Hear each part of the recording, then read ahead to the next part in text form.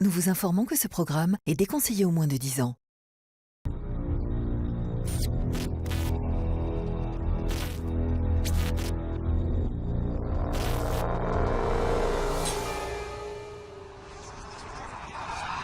Bonjour et bienvenue en direct sur le plateau de la quotidienne de Crimes et Faits divers. Chaque jour sur Énergie 12, je vous raconte des histoires vraies, aussi fascinantes que bouleversantes, et nous les décryptons avec nos experts et nos invités, parce que la réalité sera toujours plus forte que la meilleure série télé. Voici le sommaire de ce nouveau numéro de Crimes et Faits divers. Et c'est l'histoire d'une rivalité entre adolescents qui va virer au drame et qui a coûté la vie à Denis, âgé de seulement 16 ans. Tout commence en avril dernier quand Mathis, 17 ans, le meilleur ami de Denis, envoie un message à une ancienne amie du collège. Il propose un rendez-vous à la jeune fille, mais cette dernière refuse. Elle lui apprend qu'elle est en couple. Mathis comprend et n'insiste pas. Mais peu de temps après, Alexandre, le petit ami de la jeune fille, va envoyer des messages menaçants et insultants à Mathis. Mathis en parle alors à son meilleur ami, Denis. Le jeune homme de 16 ans essaie alors de prendre la défense de son ami et d'apaiser la situation. Mais rapidement, les choses s'enveniment. Denis et Mathis sont harcelés, menacés et insultés. Gwenaëlle, la mère de Denis, les convainc même d'aller porter plainte. Mais cela ne calme pas les ardeurs de la bande de jeunes, si bien que Denis n'ose plus sortir de chez lui. Et il y a tout juste 3 mois, à la sortie de son lycée, il est pris à partie par un proche d'Alexandre et sa bande. Il est violemment frappé à l'arrière de la tête, puis roué de coups et laissé inconscient au sol. Après 48 heures de coma, Denis, 16 ans, succombe à ses blessures. Gwenaëlle, sa maman, et Mathis, son meilleur ami, seront en direct avec nous. Le 26 mars 2017, Thibaut, 22 ans, décide d'aller s'amuser en boîte de nuit avec un ami. Mais le jeune homme ne rentrera pas vivant de cette soirée. Peu avant 7 heures, Thibaut et son ami sont pris à partie par un groupe d'individus à la sortie de la discothèque. Une violente bagarre s'enclenche et le jeune homme reçoit un coup de poignard qui lui sectionne la carotide. Il ne survivra pas à ses blessures. 2 ans après les faits, 4 jeunes hommes présents lors du drame, dont l'auteur du coup de couteau, doivent répondre de leurs actes devant la cour d'assises de la Nièvre. Leur procès s'est ouvert hier. Le 18 juillet, un terrible drame va venir perturber la petite commune de Maubert-Fontaine. Michel, une habitante de 48 ans, appelle les secours. Elle explique avoir été mordue par un chien. En état de choc et gravement blessé, Michel est emmené à l'hôpital. Mais alors que les pompiers quittent les lieux, ils sont interpellés par un passant. De la fumée s'échappe d'une petite maison où vit Josette, une retraitée de 69 ans. Une fois à l'intérieur, les soldats du feu font une macabre découverte. Josette gît, le corps en partie carbonisé. D'après l'autopsie, elle aurait été brûlée vive. Et alors que les enquêteurs sont divisés entre un possible suicide ou un meurtre, le petit-fils de Josette va leur faire une révélation incroyable. Michel, la voisine, mordue par un chien, aurait en fait rendu visite à Josette dans l'après-midi. Une visite qui intrigue les enquêteurs, d'autant plus que Michel présente des brûlures sur le corps. Et dans le journal des faits divers de Marie Solis, nous vous parlerons de cette directrice d'école qui s'est donné la mort. Ça s'est passé ce week-end à Pantin. C'est la gardienne de l'établissement qui l'a découverte hier matin.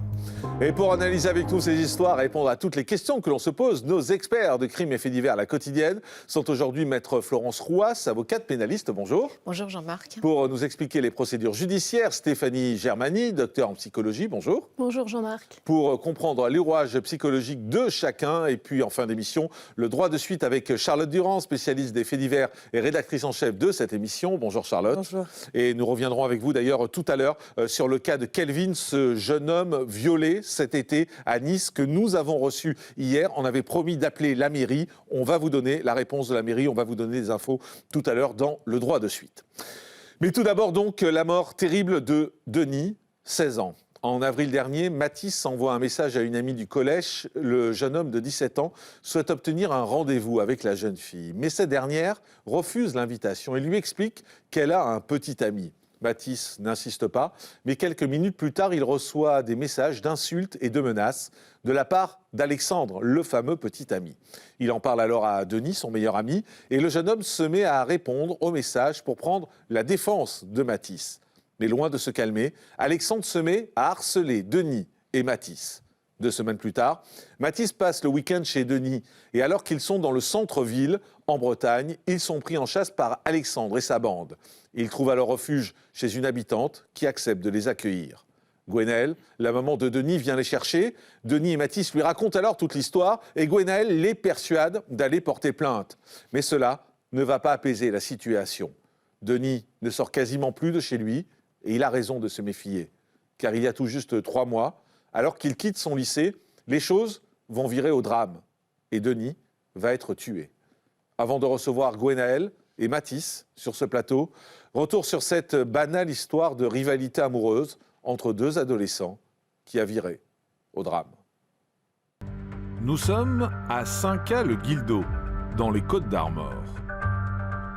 C'est ici que vit Denis, 16 ans.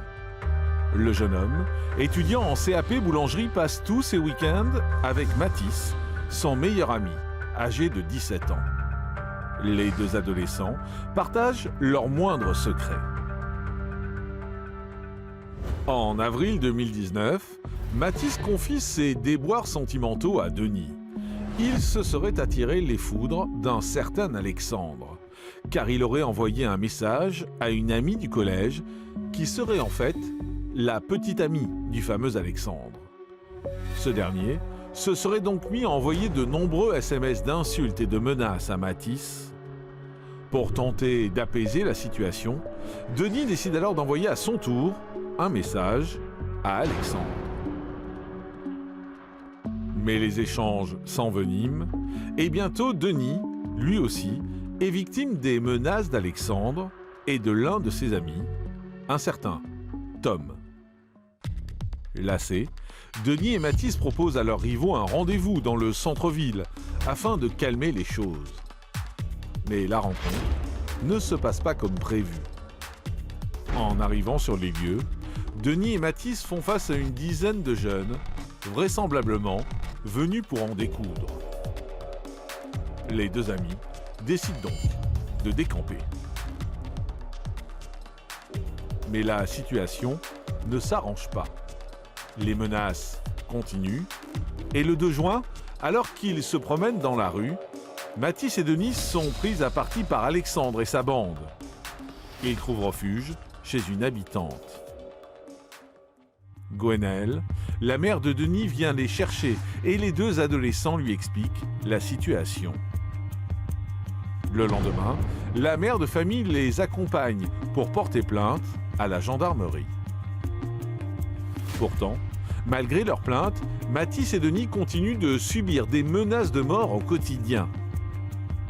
Tom se serait même rendu au bas de l'immeuble de Denis, où il se serait pris en photo avec des amis pour le narguer. De plus en plus stressé, Denis n'ose plus sortir de chez lui. Le 24 juin 2019, il envoie même un message à sa mère en lui expliquant qu'il veut arrêter l'école. Sa mère, Gwenaëlle, essaye de le rassurer. Mais vers 17h, alors que Denis quitte le centre d'apprentissage, il aurait été pris à partie par un certain Kylian, une connaissance de Tom et d'Alexandre, âgé de 17 ans. Denis essaie de l'ignorer et il lui tourne le dos. Mais Kylian l'aurait alors violemment frappé à la tête. Denis s'écroule au sol. Kylian l'aurait alors passé à tabac et laissé pour mort sur le trottoir de son lycée. Un étudiant se précipite pour lui prodiguer les premiers gestes de secours, mais Denis est inconscient. Il a fait un arrêt cardiaque. Les pompiers, appelés en renfort, le transportent de toute urgence au CHU de Rennes. Mais alors, comment expliquer un tel déchaînement de violence ? Retour en direct sur le plateau de la quotidienne de Crimes et Faits divers. Avec nous en direct sur ce plateau, Gwenaëlle, la maman de Denis. Bonjour madame. Bonjour. Merci d'être avec nous. Également Mathis, dont on a parlé dans ce reportage, le meilleur ami de Denis. Bonjour Mathis. Bonjour. Et puis maître Philippe Deveul, vous êtes l'avocat de Gwenaëlle. Bonjour maître. Bonjour. Merci d'être avec nous. C'est une histoire récente, c'est une histoire terrible, ça a à peine 3 mois. Gwenaëlle, j'ose à peine imaginer la douleur dans laquelle vous êtes encore aujourd'hui. Rien que de revoir les images, c'est dur. J'ai pas l'impression d'avoir perdu mon fils et de parler d'un autre enfant. Mais quand je me rends compte qu'en fait, il est plus là, c'est dur. Vous avez le sentiment que c'est un gâchis, que c'est Oui. une injustice? Ah oui, complètement, parce que il avait rien à voir en plus avec le début de l'affaire. Et il a voulu aider son ami, et On a mis Mathis, Mathis, qui est à côté de vous. qui est à côté de moi. Et il a payé pour avoir voulu aider quelqu'un, alors qu'il demandait juste à avoir des explications avec ce jeune homme, Tom. Et il n'a pas eu d'explication, il n'a eu que la violence en face. Mathis, en fait, il a voulu vous aider, C'est ça, Denis. c'est ça. Quand j'ai vu que plusieurs personnes commençaient à m'envoyer des messages, mon premier réflexe, c'était de lui envoyer un message pour lui dire « Regarde, il se passe ça, je reçois des messages, des menaces, de mort, de voilà. » Et donc directement, il a pris ma défense, quoi. C'était votre pote depuis longtemps? Depuis 2 bonnes années. On s'était rencontrés au collège. Et puis ouais, on se lâchait pas. Tous les week-ends, on était... J'allais chez lui, il venait chez moi, enfin... Et spontanément, il a pris votre défense ou Ouais. vous lui aviez demandé de vous aider? Comment ça s'est passé en fait? Je suis venu juste l'informer et spontanément, il a décidé d'envoyer un message, voilà, comme les autres le faisaient à plusieurs, quoi. Vous pensiez que ça allait mal tourner? Quand on reçoit des menaces de mort pour quelque chose d'aussi banal, non, on pense pas. Parce que ce qui est terrible dans tout ça, Gwenaëlle, c'est que j'ai envie de dire, et c'est pas péjoratif, mais c'est juste une histoire d'ado, au fond. C'est juste une histoire, au départ, c'est juste une histoire d'ado, de jalousie, comme on en vit toujours dans les écoles, comme on en vit toujours dans les lycées, dans les collèges. Et là, ça se transforme en un véritable drame. Exactement. On se dit ça n'arrive qu'aux autres, et puis c'est une histoire banale de jeunes qui se disputent entre eux. Et ça va jusqu'à aller à des menaces de mort, de disparition. Et mon fils n'a rien pris au sérieux. Pour lui, c'était pas possible. Il voyait pas le mal. Et c'était une blague, quoi. Quand Kylian lui disait je vais venir en voiture te chercher, mon fils lui répondait t'as qu'une 50 cc, qu'est-ce que tu veux? Je vais venir avec un revolver. Il disait t'as que des poings, t'as pas d'armes, tu vis pas dans une cité. Pour lui, c'était pas possible. Ça pouvait pas aller aussi loin. Alors, il n'a pas pris au sérieux et après, il a bloqué le jeune homme sur téléphone pour ne plus l'entendre. Mais ça a continué.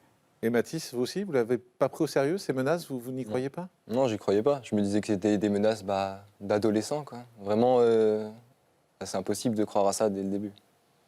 J'ai pris ça à la légère, quoi. Mais pourtant, on a raconté dans le reportage, on a raconté que vous avez été coursé, on vous a menacé physiquement aussi. Enfin, il y a un moment où on est sorti du virtuel pour tomber dans la réalité. Dans ces moments-là, vous avez eu peur quand même? Ah bah oui, c'est là que j'ai réalisé que c'était pas pour rigoler, que c'était vraiment des vraies menaces. C'était sérieux, quoi. Qui comptaient vraiment nous trouver. Et c'est là, madame, où vous leur avez conseillé d'aller porter plainte, c'est ça? Oui, je suis allée les chercher chez la dame qui a bien voulu les recueillir, parce que moi, j'étais à Saint-Malo, à 45 km, et je ne pouvais pas venir tout de suite. Donc, j'ai dit, tu restes caché chez cette dame-là, je vais venir te chercher. Et je suis arrivée, je les ai emmenés directement au commissariat pour porter plainte. Chacun à leur tour, ils ont porté plainte de leur côté. Et il y avait des photos d'armes sur son téléphone qui disaient « T'inquiète, on va venir te chercher ». Donc j'ai dit là, c'est pas possible, ça va trop loin. La police était intervenue à ce moment-là? Non, ils n'ont rien fait. Non, ils ont juste pris la plainte. Ils m'ont dit qu'on serait contacté plus tard. Et je n'ai jamais eu de réponse ni de contact de leur part. La seule fois où j'ai revu un gendarme, ça a été le lundi soir à 19h30 quand ils m'ont annoncé que mon fils avait été agressé et qu'il était entre la vie et la mort. Mais avant cette agression, quand même, il y a la peur qui s'installe. Chez vous, Mathis, il y a la peur qui s'installe chez Denis aussi. Oui. Vous avez peur de sortir? Vous avez peur de... Vous ne voulez plus aller à l'école? Comment ça se passe? Oui, c'est ça. Denis, tout se passait dans sa ville. Donc c'était en bas de chez lui. Donc, quand il sortait, il se sentait menacé parce qu'il les voyait de loin. Il voyait les personnes qui lui parlaient par message de loin, qui étaient nombreux, une dizaine. Et oui, même pour son travail, il avait du mal à aller sortir pour travailler, quoi. Il sortait très tôt le matin, il était en boulangerie, donc ça lui permettait d'avoir des horaires différentes. Mais même quand il rentrait vers midi et quelques, il était sous tension. Il marchait la tête baissée, des fois avec de la farine sur le visage. qu'on le coursait, quoi. Il le savait. Il vous en parlait? Oui, oui. Qu'est-ce qu'il vous disait? Il disait qu'il était pas bien, qu'il était stressé et que voilà, il savait pas comment résoudre le problème. Et vous lui donniez des conseils, vous, à ce moment-là? J'essayais de trouver des conseils à lui donner, mais c'était quasiment impossible. Même moi, j'avais pas la solution. On voulait que ça s'arrête, on a été au commissariat et bah voilà, il n'y a pas eu forcément beaucoup de suite. Et donc, nous, on était bloqués dans l'espoir que ça s'arrête comme ça, sauf que c'est pas arrivé. Maître, là, il y a un premier problème quand même qui se pose, on va venir sur la suite après, mais là, à ce niveau de l'histoire, il y a un problème, c'est on porte plainte, et derrière, il ne se passe pas grand-chose. Bien, on est en fin de compte à un double manquement. Là, c'est le premier manquement contre lequel on ne pourra rien faire. C'est un manquement des forces de l'ordre. C'est-à-dire que Gwenaël prend la bonne décision, c'est-à-dire porter plainte. Ah oui. Il y a des injures, il y a des menaces, c'est grave, surtout que l'auteur est toujours réputé violent. Donc, normalement, les forces de l'ordre auraient dû accepter la plainte et convoquer l'auteur des messages. Ça, c'est la première chose. Hein. Déjà, le convoquer, dire qu'est-ce qui se passe, pourquoi t'as envoyé ça, etc. Ce qui n'a pas été fait. Et malheureusement, on n'a aucun recours. Ça fait partie du passé. Et l'affaire est grave parce qu'il y a mort d'homme. Oui, c'est que les choses vont mal se dérouler par la suite. Vont mal se dérouler et après, je reviendrai sur le deuxième manquement. On va y venir dans un instant, mais Gwenaël, vous recevez quoi, un coup de fil pour vous annoncer la mort de Denis? Lundi matin, j'ai emmené une cliente qui est une amie aussi, comme je suis taxi ambulancière, à une consultation. Et je reçois un coup de fil de mon fils qui me demande comment on détache son jogging de chocolat. Alors je me dis, il est boulanger, il s'est taché à l'école. Je fais, c'est pas grave, tu vas laver ton jogging dans le lavabo et moi ce soir, je le passe à la machine, il n'y a pas de problème.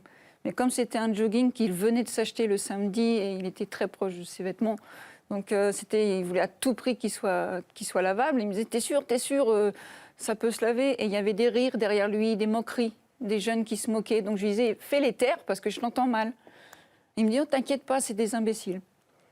Et je lui dis, écoute, ce soir, on le lave. Il fait, d'accord, maman. Ah, ce soir, on fera ça ensemble. Et puis il raccroche. Et 10 minutes après, il m'envoie un SMS en me disant, maman, je veux quitter ce CFA. C'était son école de formation.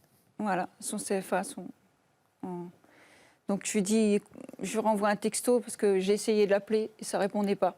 Donc je lui envoie un texto et je lui dis, écoute, faut pas t'embêter avec ça. Des moqueries, il y en aura toujours. Dans la vie, tu auras plus difficile et il faudra toujours avancer. Tu as trouvé ta voie, tu as trouvé ce qu'il te plaît, tu veux faire boulanger. Ne lâche pas tout pour ça, tu n'as plus qu'une semaine d'école. Et parce qu'il devait faire un internat d'une semaine après, il ne voulait surtout pas y aller à l'internat.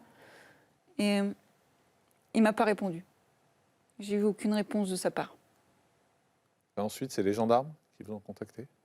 Les gendarmes, je les ai eus à 19h30, alors que les faits se sont passés à 17h20. Ils sont venus chez moi à 19h30 pour m'annoncer que mon fils était à l'hôpital, qu'il était dans un état grave, qu'il avait été agressé, qu'il était entre la vie et la mort. Ils m'ont demandé si j'étais toute seule. J'ai dit oui. Qu'est-ce que j'allais faire? Je devais faire ma garde SAMU, comme je suis ambulancière. Je devais partir à 20h en garde SAMU. Donc, je me suis préparée.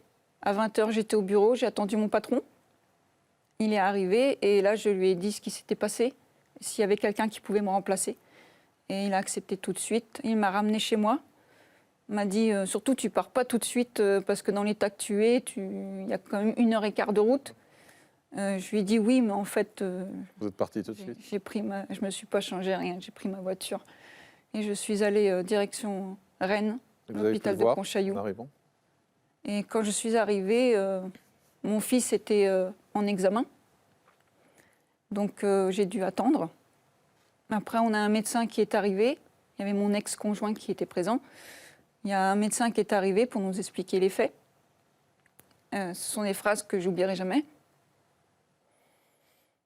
Elle m'a demandé si il lui manquait des cheveux. Je lui ai demandé pourquoi. En plus, il avait été chez le coiffeur la semaine d'avant. Et elle m'a dit parce qu'il lui manque des cheveux. Il a été tiré par les cheveux. Là, je suis restée... Et elle m'a dit, la phrase textuellement, c'est « Ils ont joué au foot avec sa tête ». Après, elle m'a parlé qu'il y avait des lésions au niveau du poumon, parce qu'il avait certainement pris un coup au poumon. Et qu'ils allaient lui passer un scanner dans la nuit pour voir où ça en était au niveau de la tête.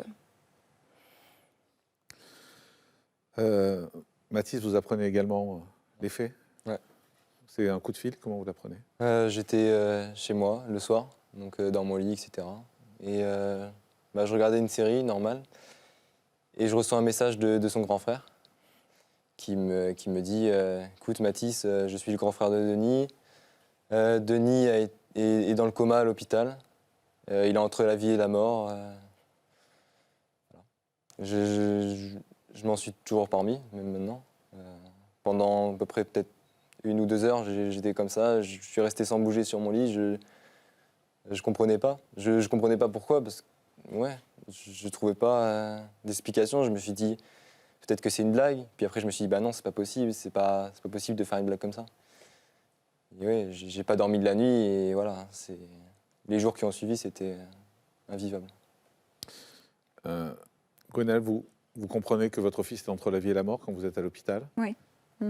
Et vous avez une idée de ce qui s'est passé? Vous comprenez que c'est sans doute tout ce qui s'est passé les jours et les semaines d'avant qui est à l'origine de ce drame? Je fais un lien. Je me dis, il a été poursuivi. Il a eu des menaces. Mais je me demande en même temps pourquoi les gendarmes n'ont pas bougé. Pourquoi ça n'a pas été suivi. Ce qui s'est passé à l'école, parce que je ne savais pas du tout ce qui s'était passé. Est-ce qu'ils étaient plusieurs? Est-ce qu'il était tout seul? J'en savais rien du tout. Et est-ce qu'il y avait eu des témoins? Est-ce que des gens ont essayé de l'aider? Apparemment, il n'y a qu'une seule personne qui est venue pour prodiguer les secours et 10 minutes trop tard. Et je me dis, je croise les doigts pour que mon fils se réveille. Et une fois à l'hôpital, Gwenaëlle, vous apprenez également que votre fils est porteur d'un anévrisme, une nouvelle qui vous étonne car Denis n'a jamais eu aucun symptôme de ce type. Et après 48 heures de coma, le couperet tombe, les lésions au cerveau sont trop importantes et Denis doit être débranché. Et vous allez voir que pour la famille, ce n'est que le début du combat. À l'hôpital, Gwenaëlle est reçue par un médecin. Le professionnel de santé lui explique que Denis est porteur d'un anévrisme à l'arrière du crâne et que face à la violence des coups, l'anévrisme a cédé. Kylian, qui a pris la fuite sur son 2 roues alors que Denis était inconscient sur le trottoir, est interpellé le soir même. Mais dès le lendemain, il ressort de sa garde à vue. On lui reproche seulement des violences, car à ce moment-là, Denis est encore en vie. Mais l'adolescent, plongé dans le coma, présente 3 lésions irréversibles au niveau du cerveau. Le 26 juin, 48 heures après son premier arrêt cardiaque, les médecins décident de débrancher le jeune homme de 16 ans. Pour les proches de Denis, c'est le choc et l'horreur. Et ils ne sont pas au bout de leur peine. Car selon les médecins légistes, Denis serait décédé d'une rupture d'anévrisme non traumatique. Autrement dit, sa mort ne serait pas la conséquence des coups reçus. Kylian est mis en examen pour violence ayant entraîné une incapacité de plus de 8 jours et il est laissé libre sous contrôle judiciaire. Ce chef d'accusation est invraisemblable pour les proches de Denis. Ils ont demandé une contre-expertise afin de prouver que les coups portés sont bien la cause du décès de l'adolescent. Retour en direct sur le plateau de la quotidienne de Crime et Faits divers avec Gwenaëlle, la maman de Denis, Mathis, son meilleur ami, et maître Philippe Deveul, qui est l'avocat de Gwenaëlle. On a dit dans le reportage, Gwenaëlle, qu'il a été débranché, en fait, parce qu'il vivait avec des machines. C'est vous qui avez pris la décision? Alors, débranché, non. Pas spécialement. Disons que le médecin m'a demandé s'il y avait un don d'organes, parce qu'il avait des lésions irréversibles au niveau du cerveau. Je lui ai demandé irréversible. On a toujours l'espoir que, en fait, ça se répare. J'ai demandé si en le gardant un petit peu plus longtemps, ça pourrait revenir. Et quand il a fait le signe de tête non, j'ai compris. Et il n'y avait pas d'autre choix que de le laisser partir. Donc on a signé le papier pour les dons d'organes. Comme mon fils le voulait, c'est lui qui l'avait demandé. Il m'avait dit, un jour, je lui avais dit que moi, si ça m'arrivait, je voudrais être incinérée et donner mes organes. Et il m'avait dit, écoute maman, moi ça sera pareil. Je veux que ma vie elle serve à d'autres. Donc voilà, j'ai exaucé son vœu. C'est une décision terrible en même temps pour une maman. C'est très dur de se dire, et en même temps ça aide. Ça aide parce qu'on se dit qu'il est quelque part, son cœur bat chez quelqu'un. Donc, Mathis, vous, on va vous apprendre après la mort de votre meilleur ami. Ouais, c'est ça. C'est ma mère qui vient me chercher après. J'étais en train de passer mon permis dans le jour-là. Et elle vient me chercher après le cours. Et voilà, donc sur le trajet, je la sens un peu angoissée. Je me demande pourquoi. Je ne sais pas vraiment. Je la sens stressée, anxieuse. Et quand j'arrive chez moi, elle dit à mon frère de garder mon autre frère. Donc là, je commence à me douter de quelque chose et je commence à pas me sentir bien. Elle me dit, Mathis, il faut que je te parle, viens dans le garage pour s'isoler. Donc là, elle m'apprend la nouvelle et voilà, je suis tombé en larmes. C'était inconcevable pour moi de perdre quelqu'un d'aussi proche. Je veux dire, j'étais tellement tout le temps avec lui que c'était ma routine. Je pouvais pas passer une semaine ou deux sans le voir. Stéphanie Germani, docteur en psychologie, là, on ne peut que comprendre et partager la douleur de cette maman, la douleur de Mathis aussi. Qu'est-ce que c'est dur de continuer à vivre après?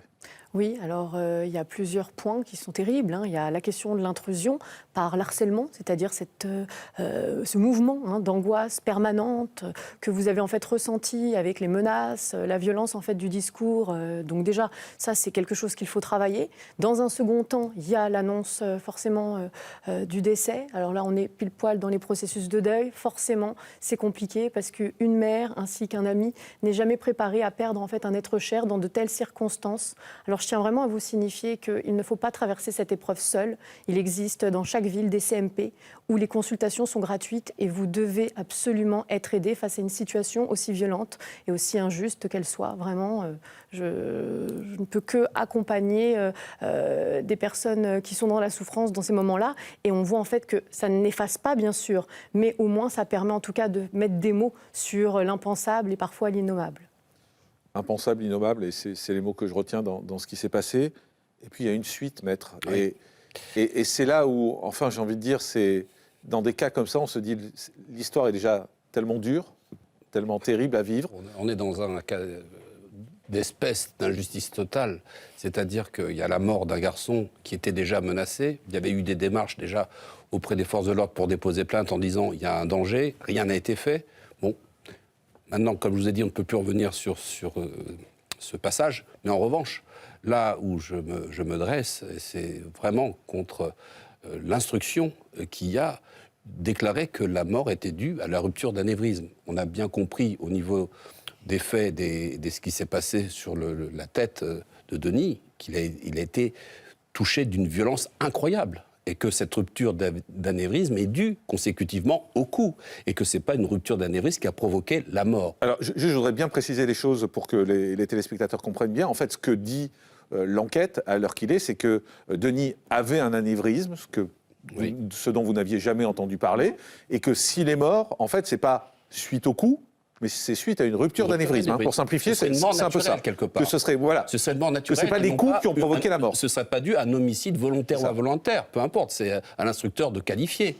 Mais là, on est tout à fait dans l'injustice. C'est-à-dire que si on continue sur cette expertise-là, eh bien évidemment, le jugement sera sur de simples violences et l'auteur ne sera même pas inquiété.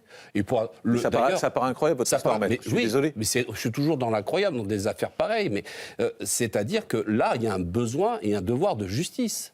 Le sentiment est terrible. Je pense que pour une personne qui serait puissante, on aurait eu un ministre dont le fils aurait été touché. Je ne crois pas que l'instruction aurait donné de telles conclusions. Donc on veut une justice égale pour tous. Mais malgré tout, attendez, je ne comprends pas. Si j'essaie de suivre cette logique, la logique de l'instruction, mais s'il n'avait pas été frappé, même s'il avait un anévrisme, s'il n'avait pas été frappé, il ne serait pas mort. Donc ne serait pas mort. Il avait un. Donc c'est quand même les coups. On parle ont un anévrisme et sont toujours vivants. Donc c'est quand même les coups qui ont provoqué la mort. Les coups. Comment on peut séparer les deux? La rupture d'anévrisme. Il faut demander des explications au médecin légiste qui a rendu son rapport et surtout des explications à la justice qui suit le rapport de l'expert médical, ce qui est complètement et tout à fait scandaleux. Donc le jeune homme est poursuivi pour quoi aujourd'hui? Simple violence.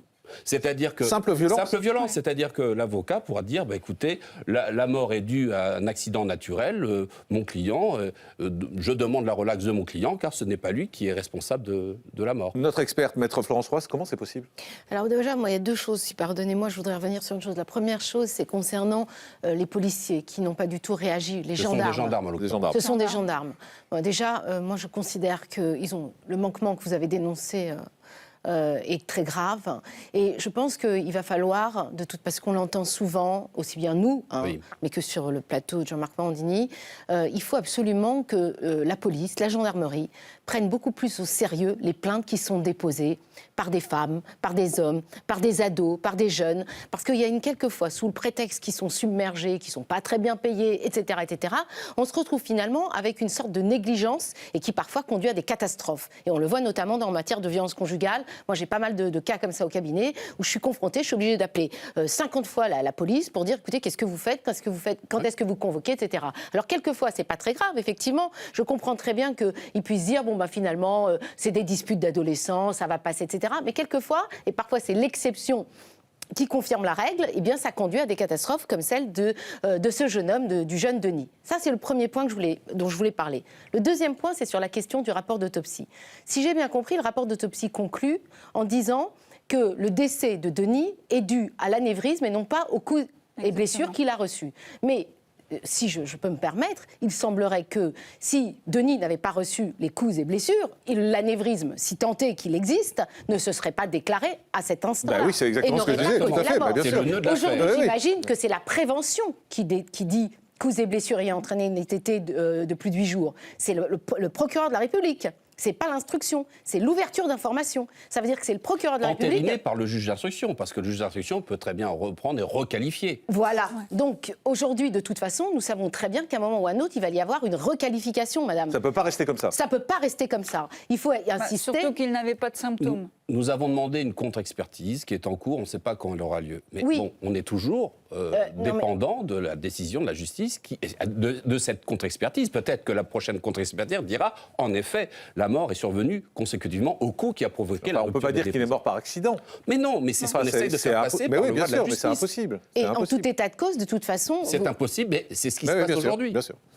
Bon, et en tout état de cause, ce que vous pouvez démontrer, c'est que si les coups n'avaient pas eu lieu, l'anévrisme ne se serait pas... On est tout à fait d'accord. Et au-delà de l'expertise, la contre-expertise, il y a des médecins que vous pouvez consulter, des professeurs en neurologie que vous pouvez tout à fait consulter, qui feront un courrier... Chère consoeur, j'ai eu ce discours dans le bureau du juge d'instruction.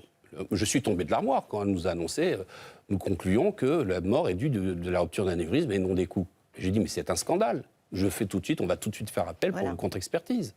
Mais elle est restée impavide en disant, bon, maintenant c'est les vacances, puis vous savez, le dossier va être dans les mains d'un autre juge d'instruction qui va être nommé début septembre, et on passe la patate chaude. Ce qui est scandaleux.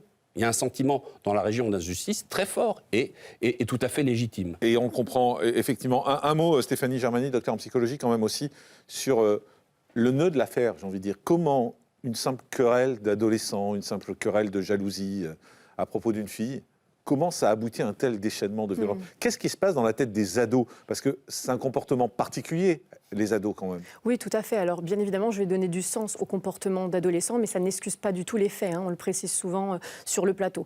Donc en réalité, la période de l'adolescence est une période très compliquée parce qu'il y a le réaménagement en fait, de la vie psychique et le réaménagement pulsionnel.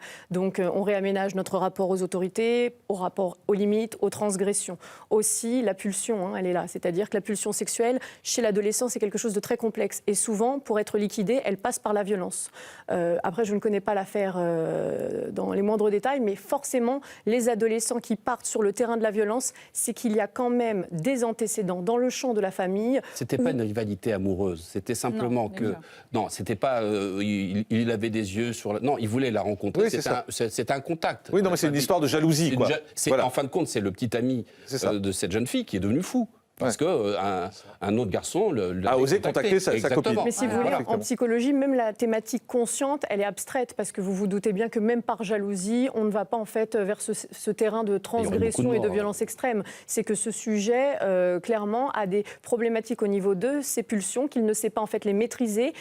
Il a aussi une problématique concernant les limites et les transgressions. On peut se poser la question, comment est-il accompagné dans le champ de sa famille, hein ? Oui, il y a un problème sur la famille aussi, peut-être à regarder dans tout ça. Pour conclure, Mathis, je crois que c'est très compliqué pour vous aujourd'hui, y compris de continuer à vivre normalement. Oui, c'est-à-dire que j'ai des villes où j'évite d'aller, qu'on m'a déconseillé d'aller. Donc la commissaire de Dinan m'a déconseillé dans certaines villes. J'ai quasiment aucune ville dans laquelle je peux aller autour de chez moi, à moins de faire 1 heure de route. Le tueur de mon meilleur ami habite à 150 mètres de chez moi, donc je passe devant plusieurs fois par jour. Donc quand je vois son père sur la terrasse, voilà, c'est que ça me rappelle constamment ce qui s'est passé et je peux pas l'oublier. Et souvent, voilà, je sais que je suis recherché aussi. Vous avez peur ? Ouais. J'ai peur pour mon entourage surtout. Vous avez peur qu'un jour on vous attende et qu'on vous tape dessus aussi ? C'est ça. Il faut rajouter aussi, M. Randine, c'est qu'il y a encore des menaces. Et qu'on sait que... Les menaces continuent. Oui, les menaces continuent. Contre Mathis, oui. Contre Mathis continue et que le personnage, l'auteur des faits, est réputé violent. Et d'ailleurs, les gendarmes n'ont pas fait du tout leur travail. Sachant qu'il y avait une plainte déposée contre quelqu'un qui fait des menaces et qui est réputé violent, il y a un manquement total de la part de la gendarmerie. Donc les menaces sont toujours là. Il habite à côté de l'auteur des faits et il n'y a aucune suite et c'est purement scandaleux. J'espère que l'émission va servir un peu à faire bouger les choses quand même, parce que je vois que Mathis, vous êtes encore très touché, très atteint par tout ça, et puis même votre quotidien aujourd'hui n'arrive plus à être le même. Je ne peux pas faire le deuil. Tant que l'affaire n'est pas résolue, c'est impossible de faire le deuil. On y pense constamment. Et un dernier mot pour conclure avec vous, Gwenaëlle. Oui. Perdre son enfant, c'est terrible. Et surtout tout ce qui se passe ensuite, c'est presque... C'est ce qu'il y a de pire. C'est ce qu'il y a de pire de perdre son... J'ai perdu mes parents, donc je sais ce que c'est que de perdre de la famille. Mais là, mon fils, qui vivait avec moi 24 heures sur 24, dont je savais qu'il ne fumait pas, buvait pas, ne sortait pas, il avait vraiment une vie saine, il était sportif, il était contre l'injustice, il aidait ses camarades au lieu de... Quand il y avait une friction entre deux, il essayait d'arranger les choses, toujours par la parole. Et là, je perds un garçon qui m'aidait à la maison, qui... Je ne peux plus le serrer dans les bras le matin.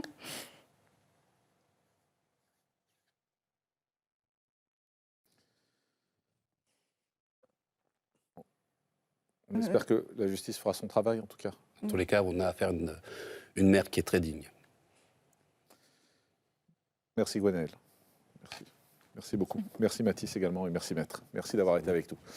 On fait une pause et on se retrouve juste après en direct. À tout de suite.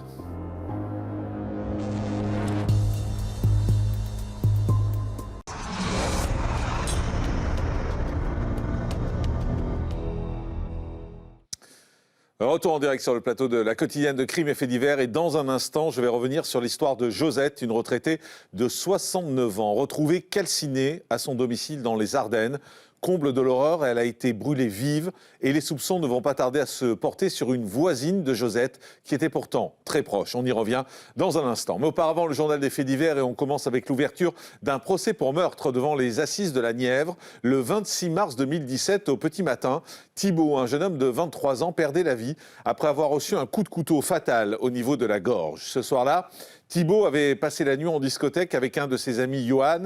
Les deux jeunes hommes font la fête et consomment de l'alcool jusqu'au petit matin, où ils vont faire une mauvaise rencontre. À la sortie de la discothèque, ils sont pris à partie par une bande de jeunes, visiblement éméchés. L'altercation vire au drame. L'un des individus plante un couteau dans la gorge de Thibault. Le jeune homme n'a alors aucune chance de s'en sortir, car la carotide est sectionnée.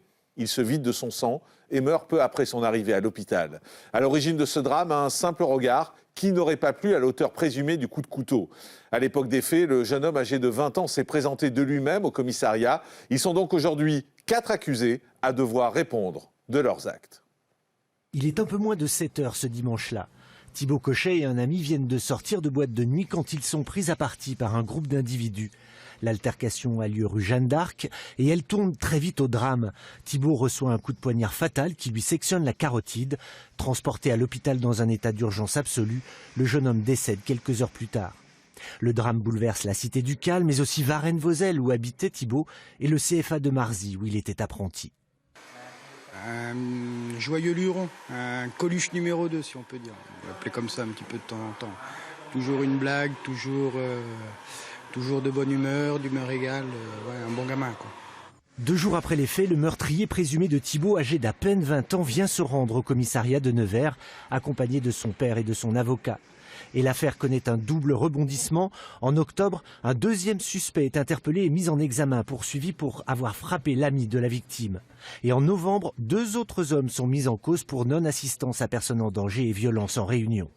Le procès de ces 4 agresseurs présumés devrait permettre d'éclaircir le contexte et le mobile de ce drame.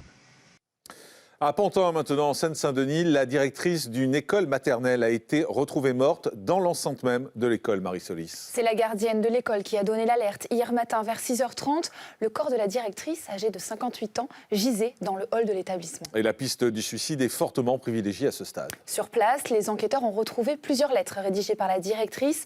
Dans l'un des courriers adressés à ses collègues était inscrit « Désolé, merci pour tout, vous avez été formidable ». Des mots qui laissent peu de place au doute quant à ses intentions de se donner la mort. Aucune trace de lutte n'a été constatée. La quinquagénaire semble avoir tout orchestré. Selon les premières constatations, la mort remonterait à ce week-end. Elle aurait donc agi à un moment où l'établissement était désert. Et pour les familles, on peut l'imaginer, cette nouvelle, c'est un véritable choc. Cette école compte 300 élèves. Cette directrice était à la tête de l'établissement depuis 2012. Elle était très impliquée dans la vie scolaire et appréciée de tous. Personne ne se doutait de sa détresse. L'établissement a été fermé hier et une cellule psychologique a été mise en place.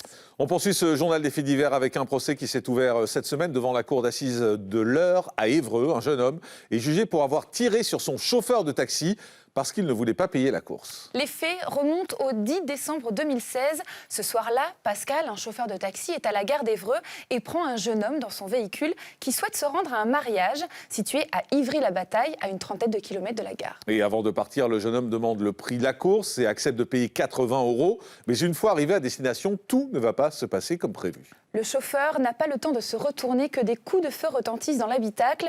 Son client vient de lui tirer dessus à plusieurs reprises. Le chauffeur reçoit alors une balle en pleine tête et encastre sa voiture dans un arbre. L'individu, lui, sort de la voiture, cache l'arme dans un bosquet et se rend à son mariage comme si rien ne s'était passé. Le chauffeur de taxi est rapidement pris en charge par les secours et il s'en sort miraculeusement. La balle qu'il a reçue dans la tête est passée à 2 mm de sa carotide. Il a bien failli mourir mais a subi 5 opérations qui lui ont sauvé la vie. Voilà, de son côté, l'auteur présumé des faits a été interpellé quelques jours plus tard. Confondu par les caméras de vidéosurveillance et identifié par son téléphone portable, l'homme a reconnu les faits. Il explique qu'il n'avait pas assez d'argent pour payer le taxi. Des explications qui ne semblent pas convaincre l'avocat du chauffeur. Regardez. Je pense qu'il y a une énorme part d'immaturité.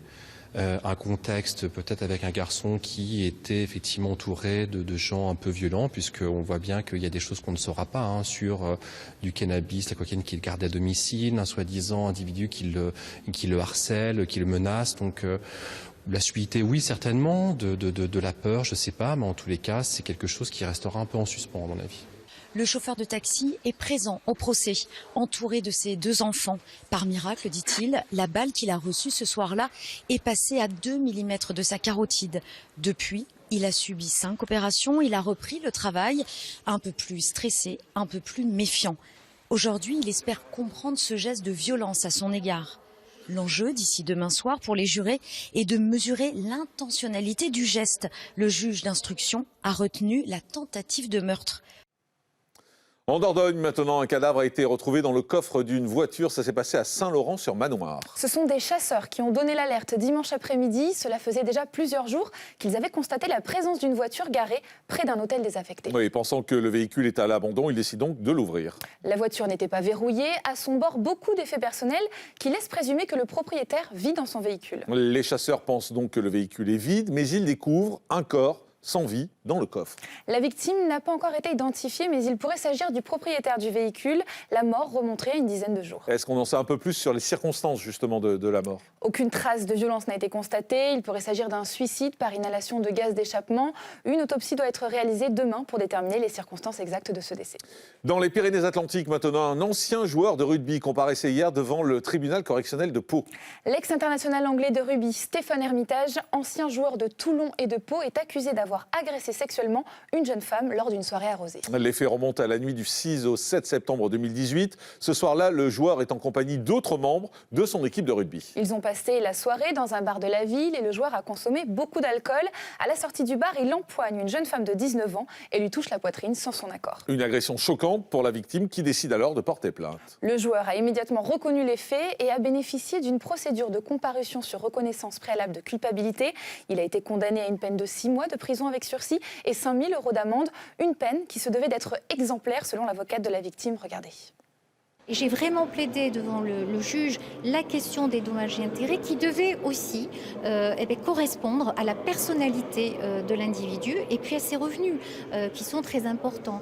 Il fallait que la justice passe aussi au niveau des montants alloués à la victime et puis comme j'ai plaidé devant le magistrat, la décision qu'elle allait rendre était une décision à valeur d'exemple pour toute cette jeunesse, sportive ou non sportive, qui malheureusement ne sait plus sortir le vendredi ou le samedi soir sans s'alcooliser. A noter également que Stéphane Hermitage a évité l'inscription de cette peine au casier judiciaire, ce qui aurait pu le bloquer dans la suite de sa carrière. Il pourra retrouver les terrains aux États-Unis à San Diego à partir du mois de février prochain.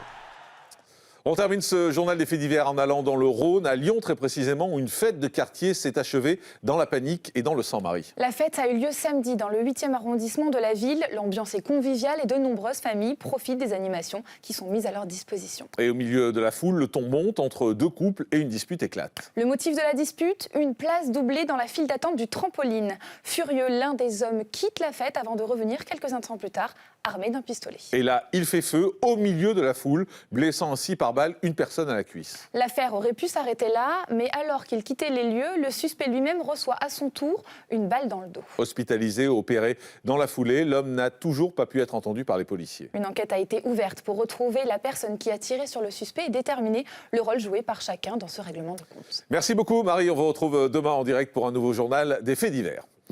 Le 18 juillet, les sirènes des pompiers viennent perturber la tranquillité de la petite commune de Maubert-Fontaine. Michel, 48 ans, a appelé les secours. Elle a été mordue par un chien et ne peut plus se déplacer. Une fois sur place, les pompiers prodiguent les premiers soins à Michel avant de la transférer à l'hôpital. Mais alors qu'ils s'apprêtent à quitter les lieux, les pompiers sont interpellés par un passant. Il leur indique que de la fumée s'échappe d'une maison voisine. Il s'agit du domicile de Josette, une retraitée de 69 ans qui vit seule. Mais sur place, personne ne répond.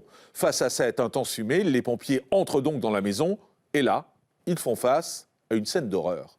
Le corps de Josette gît à même le sol. Son chien est à ses côtés, mort lui aussi. Le corps de la retraitée est calciné. Les enquêteurs s'aperçoivent qu'il ne s'agit pas d'un accident car les analyses vont révéler la présence d'essence sur le corps de Josette. Et les résultats de l'autopsie font froid dans le dos. Josette a été brûlée vive. Son décès est dû à un arrêt cardiaque lié aux douleurs intenses des brûlures.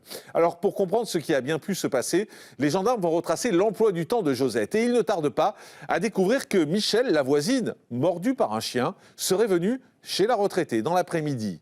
L'étau se resserre sur Michel, d'autant plus qu'à l'hôpital, en plus des morsures de chien, Michel doit être soigné pour de graves brûlures aux jambes.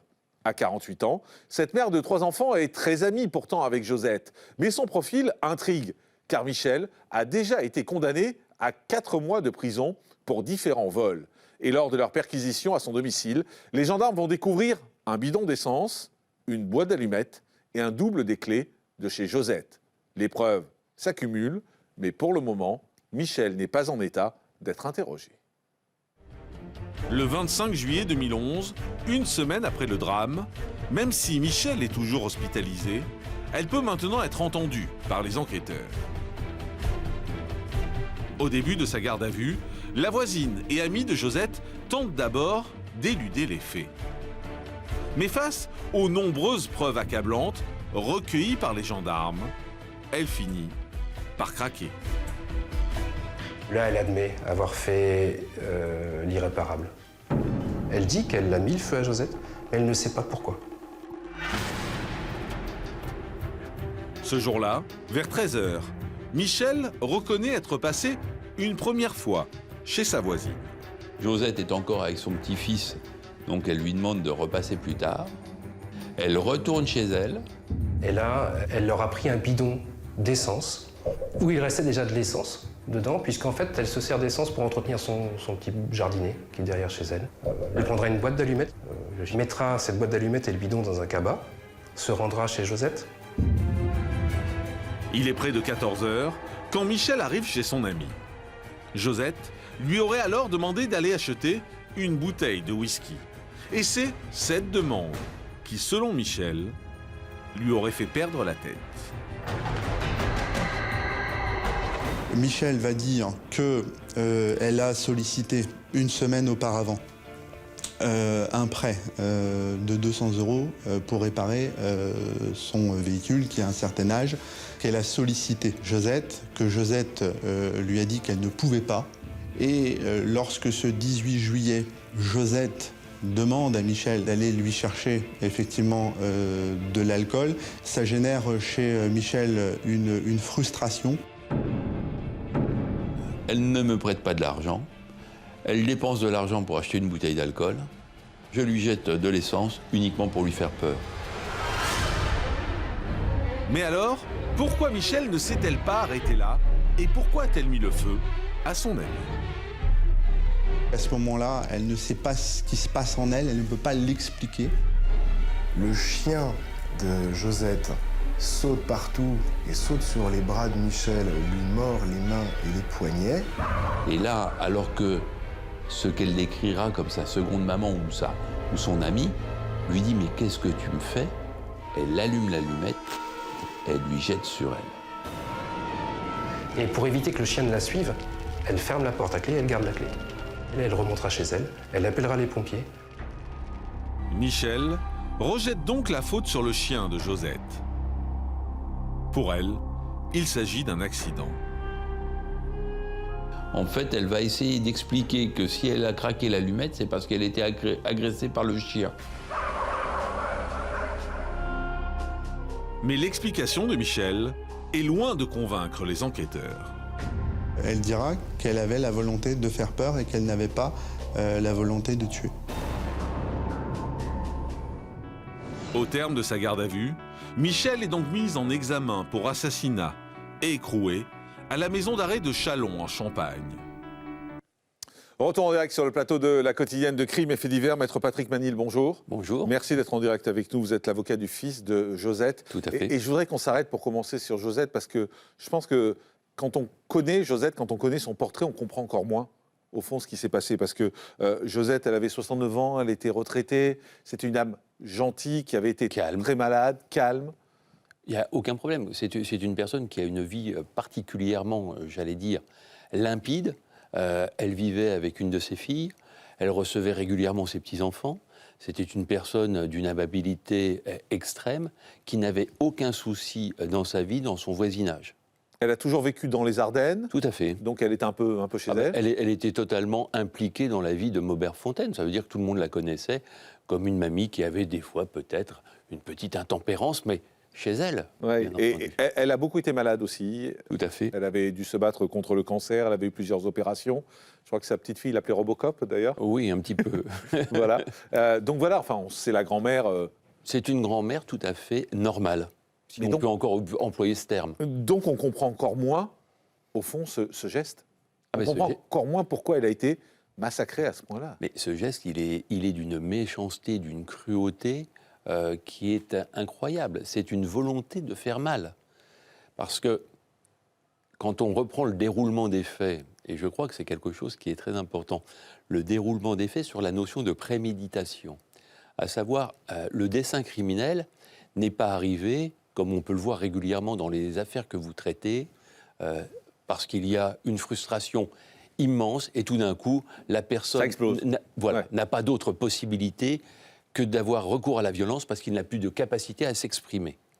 Donc on a recours à la violence dans ces cas-là. Là, dans ce cadre, c'est quelque chose qui est programmée. À savoir, c'est très précis, à 11h18, alors qu'elle n'a pas de tondeuse, elle va acheter avec un bidon spécialement dévolu de l'essence, du samplon 98 pour être bien précis. Comme elle n'a pas de carte bancaire, elle demande, parce qu'elle rencontre quelqu'un, de lui payer son essence qu'elle rembourse immédiatement en liquide. Il est 11h18. Les faits vont avoir lieu entre 13h38 et 14h30. Donc c'est très déterminé. Ça veut dire que pendant tout ce temps-là, elle a eu le temps de rentrer chez elle avec l'essence. Elle a eu le temps de mettre l'essence dans le cabas, de déjeuner tranquillement, de venir une première fois chez Josette, de retourner chez elle parce qu'il y a son petit-fils et dès qu'il y avait un enfant de Josette qui était là, elle repartait tout aussitôt chez elle puisqu'elle habitait en face et elle revient où elle précise bien qu'elle s'est munie de l'essence, du double des clés puisqu'elle les avait, mais également d'une boîte d'allumettes. Donc si vous voulez, cette chronologie démontre bien que la tentative et la préméditation existent. Elle aurait pu s'arrêter là. Mais ce qui est étonnant, c'est vrai que quand on compare le profil de Josette et de sa voisine Michel, au fond, c'est deux parcours totalement opposés. Parce que Josette, on l'a dit, c'est la grand-mère classique, je ne vais pas dire normale, mais je vais dire classique. Et Michel, elle a un parcours chaotique, elle a été violée dans son enfance, enfin, elle a un parcours compliqué. C'est vrai que Michel... Qui ne justifie rien, hein, d'ailleurs, c'est juste pour expliquer. Sauf qu'on n'a pas d'éléments vraiment déterminants sur ces histoires ou cette affirmation comme quoi elle aurait été violée. En tout cas, elle a été condamnée pour plusieurs reprises pour vol, ça c'est sûr, ça c'est une certitude. Avec une précision bien précise, quand elle le déclarera à l'expert Collin, oui mais je volais les patients, pas mes collègues de travail.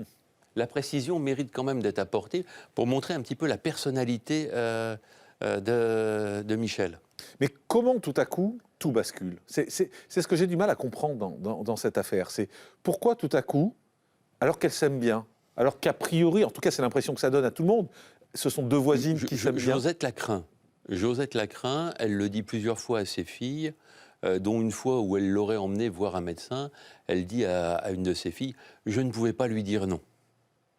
Elle est quand même un petit peu omniprésente dans sa vie, puisqu'elle est voisine juste en face, elle n'a qu'à traverser la rue.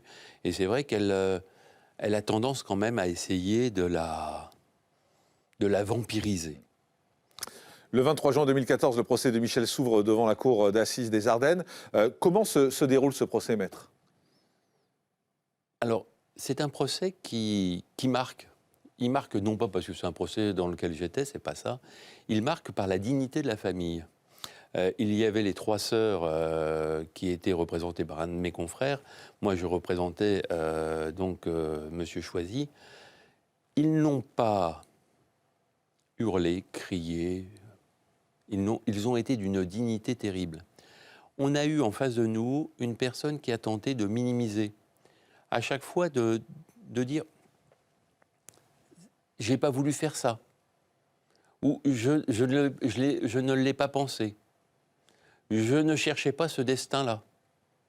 Alors que, si vous reprenez toutes les expertises, on s'aperçoit qu'à un moment donné, quand elle craque l'allumette, qu'est-ce qu'elle va faire? Elle va se sauver, fermer la porte à clé, comme quoi le chien était capable d'ouvrir la porte. Un Yorkshire, hein, je parle d'un petit chien, d'ouvrir une porte d'entrée, c'est nouveau.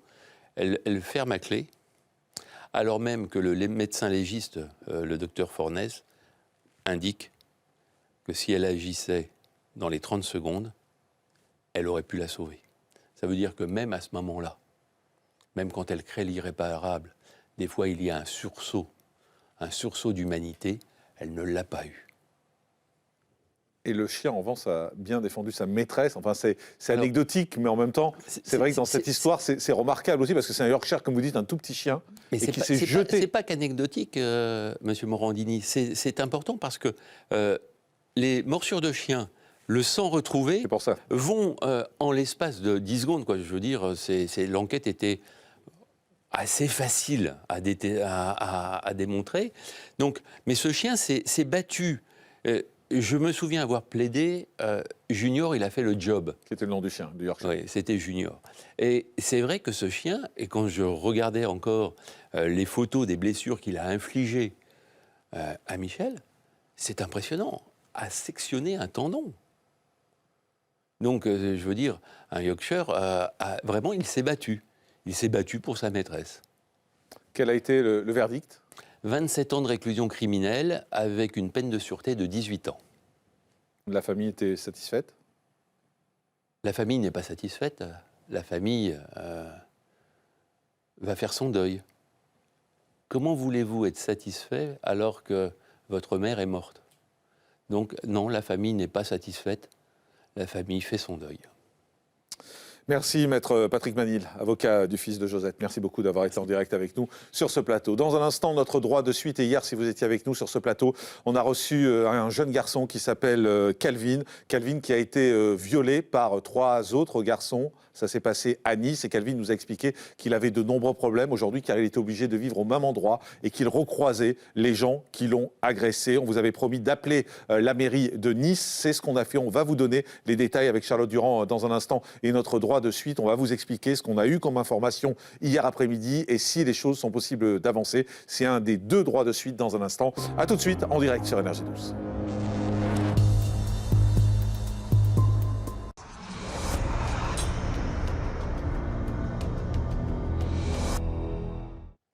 Retour en direct sur le plateau de la quotidienne de Crime et Faits divers pour notre droit de suite. Et hier, si vous étiez avec nous sur ce plateau, Calvin, un jeune niçois, est venu nous livrer son témoignage poignant. Le 3 août dernier, il a été victime d'un viol collectif dans sa cage d'escalier. Cela s'est passé un samedi soir aux alentours de 19h. Calvin s'apprêtait à entrer dans son immeuble situé en centre-ville. Mais au moment de passer la porte, il a été attaqué par 3 jeunes hommes. Les insultes homophobes ont fusé. Calvin a été contraint de pratiquer des fellations sur 2 des jeunes hommes. Il a été violé. Un traumatisme presque insupportable pour Calvin qui vit toujours à l'endroit où les faits se sont déroulés, d'autant que ses agresseurs sont toujours en liberté et ils sont déjà revenus le menacer peu de temps après le viol. Alors hier, Calvin sur ce plateau nous a expliqué que la mairie de Nice s'était engagée à l'aider à trouver un logement, mais depuis le 12 août, date à laquelle il s'était entretenu avec un adjoint au maire, il n'a pas eu de retour, pas de nouvelles. Nous nous sommes donc engagés sur ce plateau hier à contacter la mairie de Nice. C'est ce qu'on a fait dès hier après-midi. Qu'est-ce que ça a donné, Charlotte Durand ? Oui, on a proposé au maire ou à l'un de ses adjoints de s'exprimer en direct aujourd'hui dans l'émission pour nous donner leur point de vue, mais ils nous ont indiqué que le délai était trop court pour eux. Et ont-ils prévu de venir en aide à Calvin ? Parce que c'est ça la vraie question. Oui, au téléphone, un employé de la communication de la mairie nous a indiqué que leurs services suivent attentivement le dossier. D'après lui, ils font leur maximum pour venir en aide à Calvin. Ils devraient d'ailleurs le contacter dans les prochains jours pour faire le point avec lui et lui proposer enfin une solution. D'accord, on espère que les choses vont bouger. On va continuer à suivre, on ne lâchera pas. Donc on le dit à la mairie, petit message comme ça. On continue avec les suites de l'affaire du violeur à la gueule d'ange. Ce surnom a été donné à Florian, un jeune homme de 21 ans au double visage qui aurait violé 7 jeunes femmes en l'espace de quelques mois aux 4 coins de l'Hexagone. L'affaire fait les gros titres en 2012. À Toulouse, le 4 novembre, Marie, 25 ans, fête l'anniversaire de sa meilleure amie en boîte de nuit, mais au petit matin, alors qu'elle s'apprête à rentrer chez elle, elle est abordée par un jeune homme qui va se révéler être un véritable pervers sadique. Agressée, battue et sauvagement violée, Marie se réveille dans un conteneur à ordures. 48 heures après l'agression de la jeune fille, les enquêteurs mettent la main sur un suspect grâce à une empreinte génétique, un ADN, qui avait déjà été répertorié dans le cadre d'une procédure précédente pour viol classé sans suite. Le violeur est identifié. Il s'agit de Florian, 21 ans, originaire d'Ille-et-Vilaine. Il est venu passer quelques temps chez sa grand-mère à Toulouse.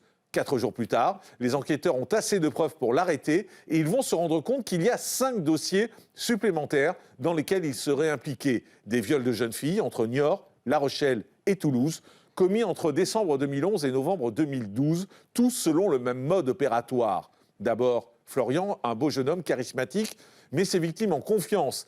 Il s'invite chez elles, se montre charmant, avant de les violer avec une rare violence. Le 8 juin 2015, Florian est condamné à 30 ans de réclusion criminelle, une peine sévère qui sera confirmée en 2018 lors du procès en appel. Nous avions reçu les avocats de Florian sur ce plateau il y a quelques semaines et pour eux, le violeur à la gueule d'ange a bien changé depuis ses crimes. il y a déjà une différence, c'est le rapport aux faits de Florian. Parce que Florian n'est pas du tout le même que celui qui a été présenté dans ce reportage. C'est quelqu'un d'abord qui a reconnu l'intégralité des faits, qui a fait un travail, qui a commencé un travail psychothérapeutique, comme cela a été préconisé par les experts. Vous voulez dire qu'il a changé, c'est ça ce que vous voulez nous expliquer? Il y a un changement et une évolution. Et procéduralement, que vous soyez parfaitement informés, il y a un pourvoi en cassation qui a été formé et nous attendons le résultat dans quelques semaines pour savoir si Florian sera jugé à nouveau. Mais qu'est-ce que vous voulez nous dire en nous disant qu'il est en train d'évoluer? Est-ce que vous voulez nous dire qu'il est en train de rentrer dans ce qu'on pourrait appeler la norme? C'est-à-dire qu'il est en train de faire le deuil de tous les problèmes qu'il a eus quand il était plus jeune? Alors, je crois que ça prend du temps, mais en tout cas, il y avait une première phase qui a été une phase, jusqu'au premier procès d'ailleurs, et il le dit lui-même, une phase qui était une phase de déni. C'est-à-dire que, et c'est ce qui lui faisait avoir un comportement aussi à l'audience extrêmement désagréable, je pense, nous n'y étions pas, mais c'est ce qui nous en a été rapporté. C'est ce qui est décrit en tout cas par tous ceux qui y étaient. C'est ce qui est décrit, et c'est évidemment vrai, un comportement qui était un comportement de provocation. Je ne comprends pas pourquoi je suis là. Ce qu'elles disent, c'est faux. En tout cas, ce n'est pas ma réalité. Il y avait un véritable déni. Et c'est d'ailleurs comme ça qu'il le décrit. Et le premier procès a été un peu un déclencheur le concernant. Ça a un peu déclenché les choses parce qu'il a été confronté à la justice, confronté à la douleur des victimes. Et ça a manifestement déclenché quelque chose chez lui. Alors après, tout ça est long. Hein. Ça a déclenché une prise de conscience avec aussi un effondrement. Hein, parce que, comme vous le disiez, le déni, c'est aussi une manière de se protéger. Donc quand on enlève les barrières les unes après les autres, on est aussi dans une posture, et c'est en cela que nous, on le connaît comme aussi quelqu'un de très fragile. Alors l'affaire n'est donc pas finie, puisque les avocats de Florian nous le disaient, ils ont déposé un pourvoi en cassation et on vient de connaître justement la réponse de la justice, Charlotte. Et la Cour de cassation a en effet tranché, elle a décidé de casser l'arrêt de la Cour d'appel du Tarn qui condamnait Florian Varin à 30 ans de réclusion criminelle, ce qui veut dire que le jeune homme sera rejugé en deuxième instance prochainement. Un nouveau procès devrait avoir lieu devant les assises du Tarn-et-Garonne à Montauban dans les prochains mois. Et les avocats de Florian pointaient du doigt des défaillances lors du premier procès en appel. Oui, ils avaient en effet demandé que de nouvelles expertises psychiatriques et psychologiques soient pratiquées sur leurs clients, ce que le président de la Cour avait refusé sans organiser de débat. Ils ont donc saisi la Cour de cassation pour non-respect de la procédure et la Cour leur a donné raison, reconnaissant dans son arrêt un vice de procédure qui justifie que tout le procès soit annulé. Merci beaucoup Charlotte, on vous retrouve demain pour un nouveau droit de suite. C'est la fin de cette quotidienne de crimes et faits divers. Merci de nous avoir suivis, on se retrouve demain en direct à partir de 13h35 pour revenir sur de nouvelles histoires vraies. À demain et d'ici là, soyez prudents.